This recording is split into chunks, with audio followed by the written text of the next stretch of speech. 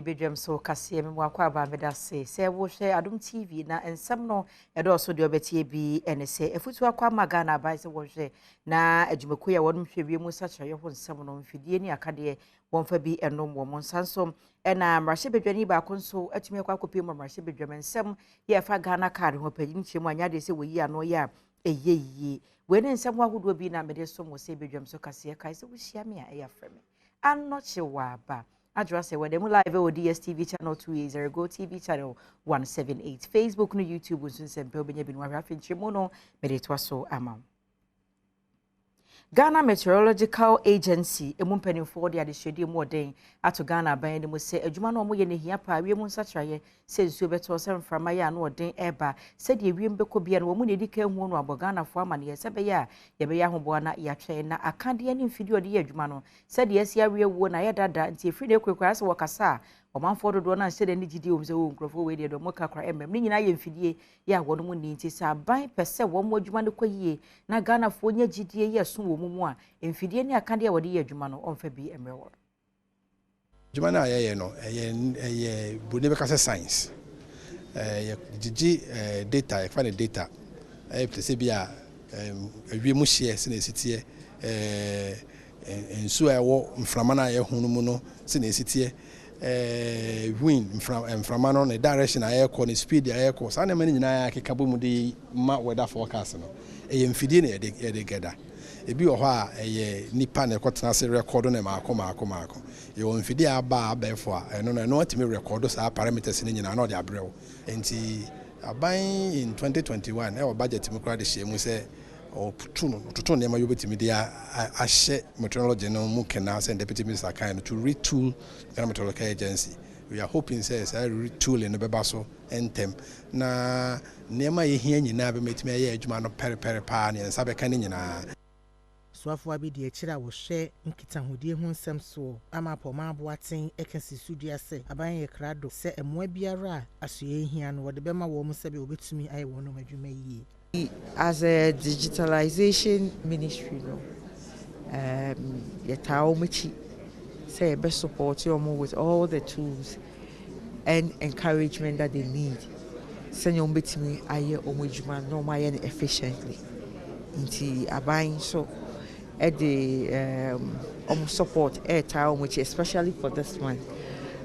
More aligning up activities, be promoting services. The role that the weather plays in our daily lives, in our businesses. Dr. Kwekwe and our Minister of Environment, Science, Technology and Innovation. But in someone to just say, Oman phone Simbia, Waromoke can say, Nanwada, a climate conference 2022 year course no, a Ghana Bantam Secretary Diana, what they saw Oman for free here, so Womonko and Quajas Anche no, Peniche one, and Yadeson of Caribbean, a woman, a Kakrana Wombu, you know. Ghana Bani dear with cheer woman, Kitwe Bintis onam, not as Oman for Bika say, and I buy Seska at Tamoncroft for a climate conference 2022 as any panel. Sinihu Sansan, someone or man for Cano, no credit. When we went to Sharm el-Sheikh, the organizers, if it was practically possible, wished that the whole of Ghana, and for that matter, the world would have been there. If the burden is not on Ghana, nobody cares whether we take 100,000 people there. And you will be a delegate, you will be an accredited delegate. Our mission was to weed out bad elements so that we do not go and embarrass ourselves in Egypt. That is all. So next time when we are going to have the UAE, don't talk about numbers. If anybody gets sponsorship and there are 100,000 of us going, remember, for climate issues, we must engender a mass movement. And for the climate, those who invite us there, they want as many people as possible. It's not like we are going to the UN. The most important people are not Kokwefri or Nana Addo, Danko Akufo-Addo. The most important people are Yaya Chan,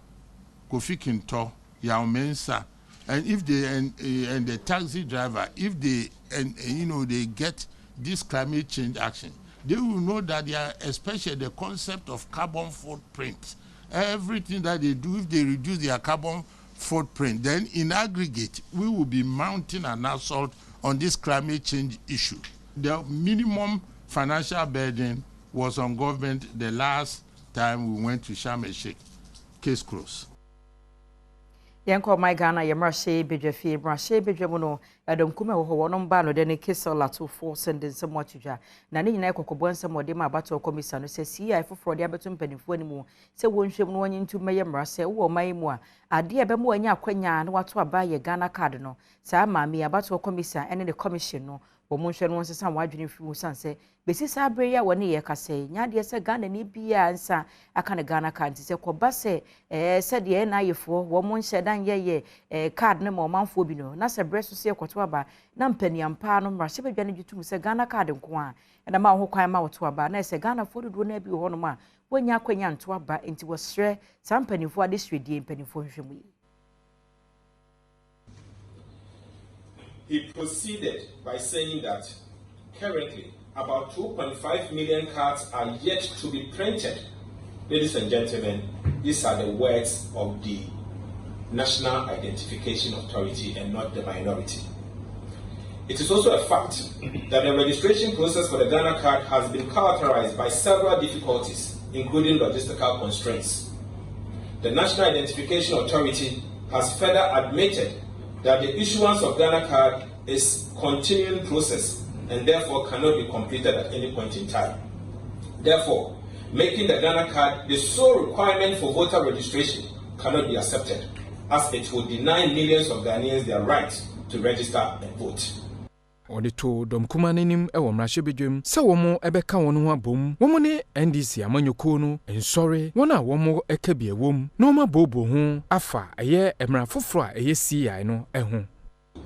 Given the critical nature of the issues at stake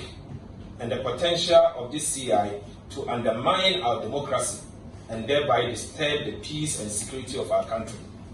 the minority group in Parliament will in the coming days be engaging a broad spectrum of stakeholders, including our developing partners, our faith-based organizations, traditional authorities, civil society organizations, to get them to appreciate the issue at stake and the consequences this bodes for Ghana's democracy and stability. We wish to thank you all for your kind attention. Yemfri wono na yen konsem fufuru emua na opanyini ya wokọ bana wono no ye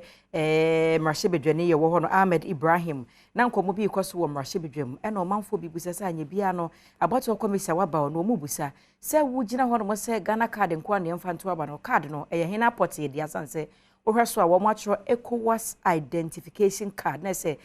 bibre mu aman no nyina card afi wo nso se eno na Ghana fo nyina so na won fa nto aba ntino omubisa maami se anye bia no card no ye ECOWAS dia ana Ghana nko ade na eya no na ye bibia ewo ho na wa bra sa asembisa ne baaye no opanyini ya no na woto ama no ase na wotwetwe no a wansida nsijina ye enya no ye na ne mu aya wode maye ni law na ye no a national identification card by card no printing no matro so ECOWAS card. So these are some of the challenges a report no beba out, which we'll be debating within this week. And the normal say beba out. Card no when Eye aban any ankrankran ena akabom eye public-private partnership. Enya aban ena all finance at the end totally. Eye private person ewom ena aban so ewom. Inti se wohwe nhihye na ewo ho na I believe say we have to call for the agreement and all those kind of things na yakom. Yamani boni kosoa ebisa no ensem bi efa ECOWAS card ho na emrahye bedwani editu dwa se emra ho nsem bibiri ewu mu ne senti enya de sesa asembisa no betumi ayi ano eno nso ho nsem no sei eno wode tu dwa eno de that one there mean me kan akere no se ewo Ghana ban sa na meka on the madikan ama wate ase se eye public private partnership pimiensa na ewo mu no ba ko ye den private into a partnership and a bino and kwankona a forming. And a way legal challenges are main person may go into the legalities. But what I'm saying is a uncrankran any a bind and a can boom. Yemfri hone yon konsem fufuru emu challenging height mu mpedin for wo mu atro krata na krata no nyina no se wo de koma African Continental Free Trade Area no se wono mo hwe na ekwan ya bebia yaduru so oman omanfo no efa nyansa kwan so eto nkrofo do mo ko ma hodo so ekọ nkwaso mu kọ ye adwuma wo mo ensem fata se wo beyeye modern day slavery no na chief executive officer de ma challenging high James Kofi Anan and what is akrite kokoba mpanimfo ya wo mo Africa Continental Free Trade Area no ano se bebe ya duru so man yi sa bre ni biaba e wo se nipa no agina esigina ye se me pese me kokọ ye adwuma wo bi man so na se obeda da nipa na fa kwati kwan so atwa nsuo akopi obi man so bi kura akokoton wo me ba se ha dwenti no wakeka wo ho abom se bibre ya man ade ba akugina ho ma wo mo de wo hwe na se su no asientu e kanyinde wo amama nyina no wo mbra wo ho a se epede iye adwuma nyo no ye adwuma owo de easy da membra no do da membra no ye ma ohwe nkwa nyimpa a wode won kwankwa summu na mafra wonyo ye adwuma zen na zen inti se yen after no when one momozin na yimanyim yayi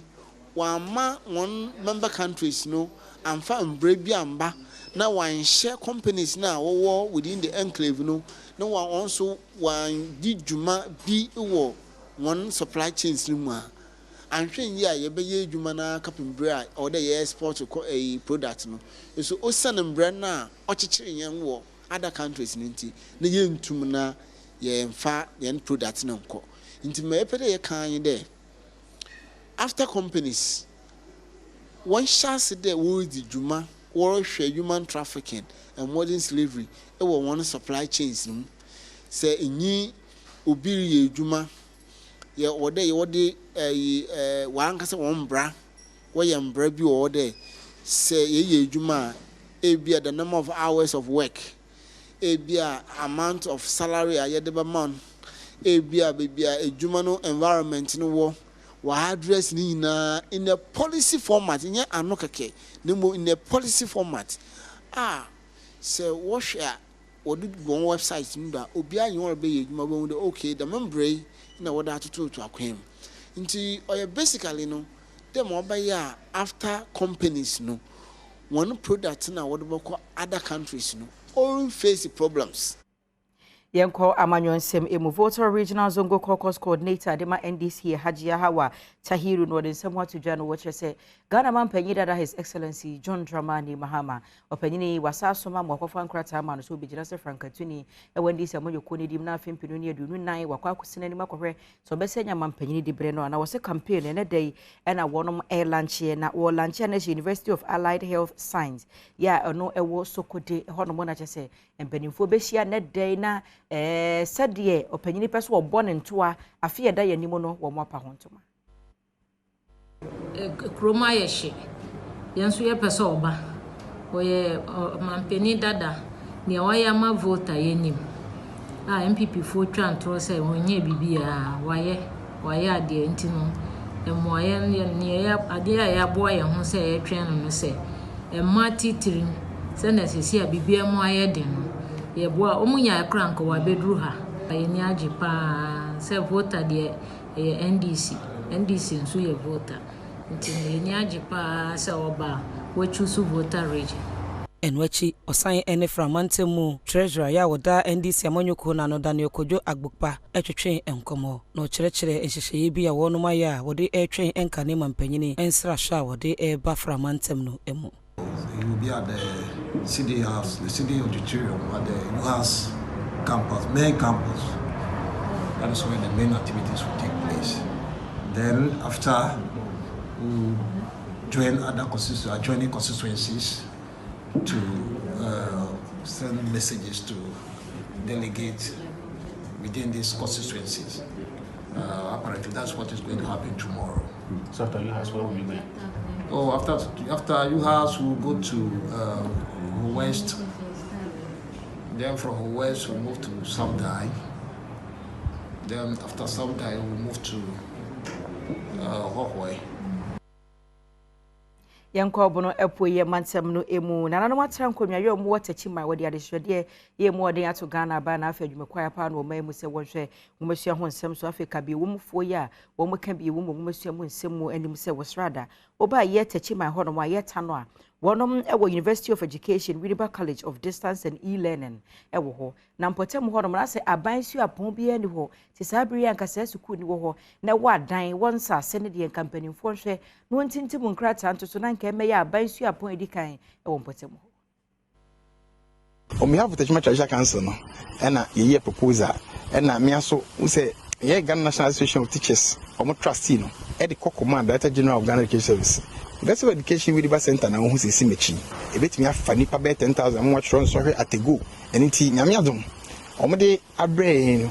and I'm a teacher for Nemudimika, Ubia, Nije, Eva Betro, and can you sank Omokwatibu? Omokodoma, Omoko Brekum. It's a bear Mabuano. Anyashi, the Lord Fair be in and out from a table to the Chimano, Ebi Obitria, Ebi 150 Ghana citizens, and there will be a 10 and 15 Ghana Wakoba. And wachi techiman mentioning Monsieur Quantrefo or Rajon Quadremisa, etu a church for so one for one ensure promotional exams in Msabaya, obetimi, about one more basso ewo, at the chair Ejumano emu. Kwanya GS ye faso ye de promoting teachers and say my promotion exams. And in then ye assistant director 2 and assistant director 1. We akonya kase at the Mahembe Brave because first one a year no Techiman South municipality. The Krakra na church phobia woman so ebetwere so hwe ene adom kase etwetwe enkomodi adesudie bi eto Ghana Education Service no anim. Adwene nyina chese ebeko atibu na akotwere na nyame adawoma na omudi center na be tishima ya de na de ni so pa na ebeko so asrese ba informa center no enyina. I mean, likely it's going to help absenteeism. I mean, because sometimes a lot of people also find it very difficult getting what it takes to get there. Social facilities in the are accurate enough so to be introduced to regular course campus to have.